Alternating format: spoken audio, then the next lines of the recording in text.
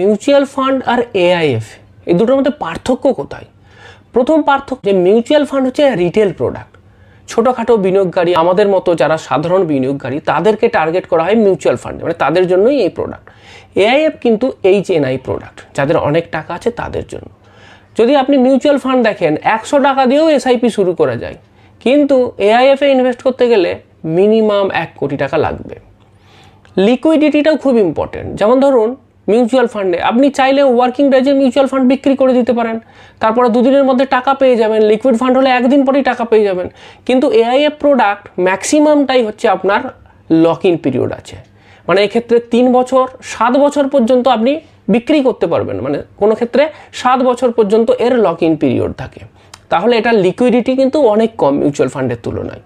এইবার মিউচুয়াল ফান্ডের ক্ষেত্রে কী হয়, যে লিস্টেড সিকিউরিটিতে ইনভেস্ট হয়, এটা খুব গুরুত্বপূর্ণ। মিউচুয়াল ফান্ডে দেখবেন যে কোম্পানির স্টক বা শেয়ারে ইনভেস্ট হয় সেগুলো সব স্টক মার্কেটে listed. HDFC bank, ICICI bank, TCS, Reliance, এগুলো সব শেয়ার মার্কেটেতে লিস্টেড আছে বিএসসি এনএসসিতে।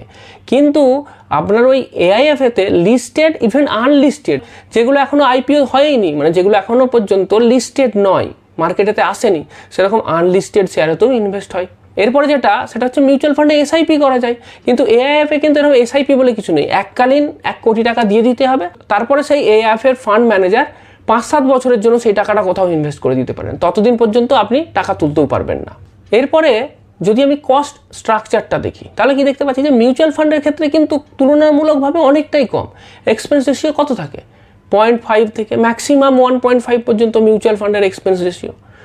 আর সেই তুলনায় যদি আপনি এই এআইএফ দেখেন, এর কিন্তু এক্সপেন্স রেশিও বেশি, প্লাস প্রফিট শেয়ারিংয়ের ব্যাপার আছে। ফান্ড ম্যানেজার কিন্তু আপনার থেকে প্রফিটও নিয়ে নেয়। একটা নির্দিষ্ট হার্ডেল টপকে যাওয়ার পরে আপনার যা লাভ হবে তার একটা পার্সেন্ট কিন্তু ওই যে fund manager, AIFF fund manager, তাকে কিন্তু আপনাকে দিতে হবে।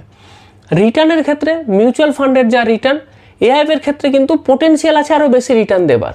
হবেই এমন কথা বলা যাচ্ছে না, কিন্তু পোটেনশিয়াল থাকে বেশি রিটার্ন দেবার, তবে সেক্ষেত্রে কিন্তু রিস্কও বেশি থাকে।